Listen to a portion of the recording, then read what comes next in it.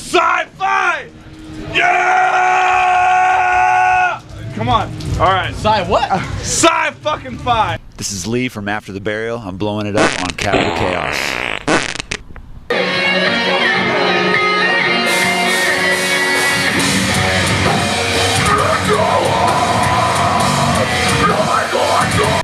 This is AmbPirate with Capital Chaos, and here with me I have After the Burial. Go ahead and introduce yourself and say what you do with the band. I'm Justin and I play guitar. I'm Lee and I play bass. So, how are you guys doing tonight, playing in Sacramento? We're doing really good, and we always love coming to California because the weather's so nice here. And we live in Minnesota, and the weathers aren't very, I messed it up. The winters aren't very pleasant. I think yesterday was the first day of spring. I don't know. Was it? 21st is the equinox, I think, so today. Oh, so it's today. Yeah. Very nice. Yep. Very nice. All right. So let's see. On one of your albums, on Forging a Future Self, you have a song about pie, which I like. Do you know that on March 14th was National Pie Day? Yeah. Do you know it was also National Steak and Blowjob Day? No.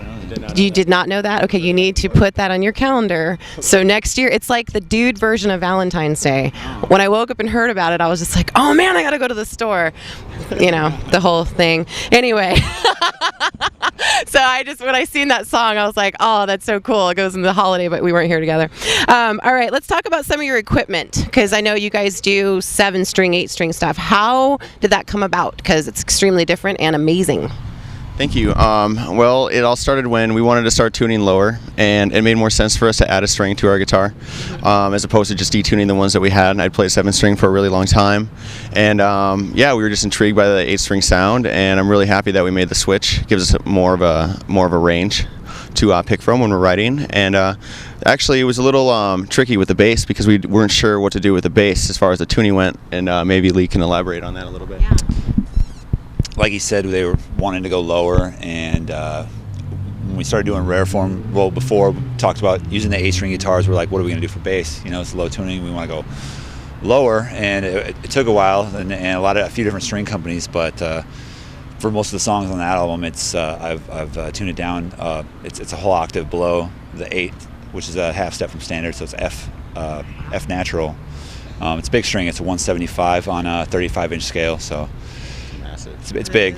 You know, we started using this other tuning when we started writing for In Dreams, and it's basically a 5-string bass that's tuned a half step up to C, so that my number 4 is tuned up to F from E standard a half step. So that's tuned up a half step, making my F the same octave as the 8s. So. Wow. Yeah. That's pretty technical. Do you guys have your stuff custom made for you by someone? Because they don't sell that in the store, right? Actually, they do. The specific model that I'm using is available, and it's an Ibanez RG2228. And Lee also uses Ibanez basses. He can tell you which ones he uses. The BTB is the 35-inch scale. And I think most basses are 34, so it's just an extra inch. It helps with the lower tunings, though. All right, cool. All right, so let's see. You guys have 3 albums out so far. Do you have a plan for the 4th? Yeah, we do. Actually, we're writing it right now, and we've been writing for the past 4 months. And we are out on this tour, which I believe is about 3 weeks. And we're going to get home from this tour, probably finish up the writing, and maybe even start tracking. And hopefully we're looking to maybe have it complete by summer. It's still a little early on to say, but the songs are coming together pretty nicely, so we're all pretty excited with the way the new stuff's sounding so far. Can you give me any insight on what you're going to be singing about? That would have to be Anthony that tells you, because I don't really have a huge part in the lyrics, more in writing the songs and stuff like that. And who are you guys going to work with as far as record and producing? We've always been a self-produced band. I went to school for recording engineering a while back, and we've always done all of our own tracking. The last album, though, we did do a co-production role, which ended up working out really well, but I think this one is going to be probably just us going back to our roots and just doing a fully self-produced album. We might be outsourcing the mixing. It's still a little too early on to determine who might be doing that. But as of right now, we're just kind of going with the flow and doing everything ourselves like we're used to doing. It's got to be an amazing accomplishment, dude, to do the entire album from yourself, from start to finish. Not a lot of bands can say that, so that's pretty awesome. Yeah. All right, so I noticed on Last FM that the song Berserker is #1. Do you know why the fans love that song so much? I have no idea. I didn't know it was #1 either. Pleasantly surprised. Yeah. Yeah. I don't even know what that means, though, but it sounds good. Like, Being #1 is good, right? Like 100 more listens than any other song. Wow. Yeah. It's a fun song to play. Yeah, it's fun. What does it mean? Berserker? Yeah. It's about the man-eating tigers in India that like lurk in the mangroves, and they gain a taste for human flesh apparently, and they're just they're these monsters, they're these huge cats. So that's kind of what it's about. That's awesome. Yeah. That's awesome. So what's life like on Sumerian Records? It's great. We're super happy to be part of Sumerian family. We always have been, and we're really looking forward to putting out the next album with them. And everything's great. Like, I don't know what else to say, really. Anything you want to add to that? Anything? No. All right. So what are your plans for 2012? What can we expect? Is it 2012 right now? It's 2012. What is going on? 2013. Yeah. Well, hopefully see some aliens. Yeah. Right? We're actually really want to play in outer space. Yeah. Because that would be so sick. the sky is no longer the limit for after the burial. Pretty bad. No, we're going to be on tour a lot. We're doing Warped Tour all summer, which we're extremely happy to be a part of. And once that new album hits, we're going to be on the road constantly. We were out for 8 months last year, and we look to do more, this year. Cool. So do you guys have any free time? What do you like to do when you're not touring or making music? Well, I'm always doing like recording stuff. If I have some spare time, I'll track and mix for other bands and stuff like that. But a lot of the time's really devoted to After the Burial and writing new songs and just chilling out, playing guitar, playing various instruments, piano sometimes even, and Lee likes to play video games sometimes. Yeah, video games are fun. A little Call of Duty here, What's your favorite? but right now. Yeah. What was I playing when I left home? Call of Duty, of course, and a little bit of Skyrim. Yep, it's a pretty intense game. But like Justin said, it's not just a job for us or whatever, but it's something that we love to do. So we go home, and when we have time off, there's a lot of time spent with a guitar strapped around you again. Yeah.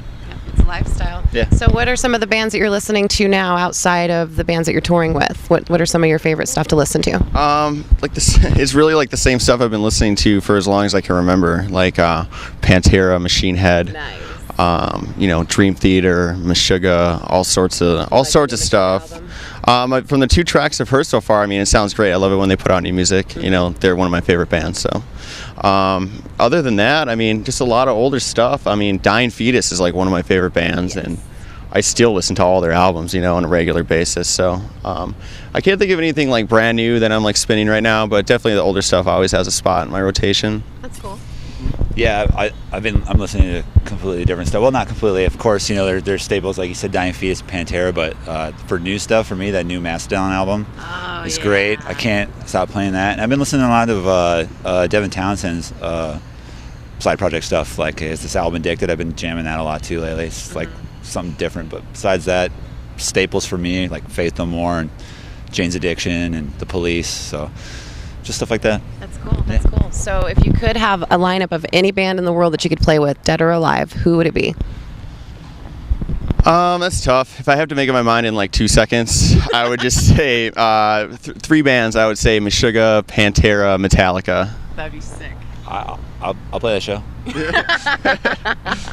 All right. So let's see. How come Rare Form was reissued? I'm just curious for that. The original vocalist that we tracked the album with actually parted ways from the band almost right after the album was released, and we never felt like it was like a proper representation of what we were playing live and stuff. And then Anthony joined the band, and we had a little bit of time off at home, and he was in Minnesota with us, and I was like, hey, you know what, come down to the studio, rented out some studio time, tracked a couple songs with him to see how it went, to test the waters, and immediately everyone's reaction was like, wow, this sounds a lot better, and everyone was stoked on it. So we ended up doing the whole album with them, and it's not a lot of bands get an opportunity like that to go back, and I guess our situation was slightly unique, and it enabled us to have an opportunity to track with Anthony. I'm really glad we did, because now I feel like when people hear that, they know what they're going to hear when they come see us live, and that's all we can ask for. Anything? No, like I said, we wanted to give an accurate representation of the band, and like Justin, I don't know if I could put it better. I didn't feel like the guy before Anthony was really contributing as much, and after the first the first couple songs, we were like, wow, let's just do them all, you know, just give people what we think the song should be. Cool.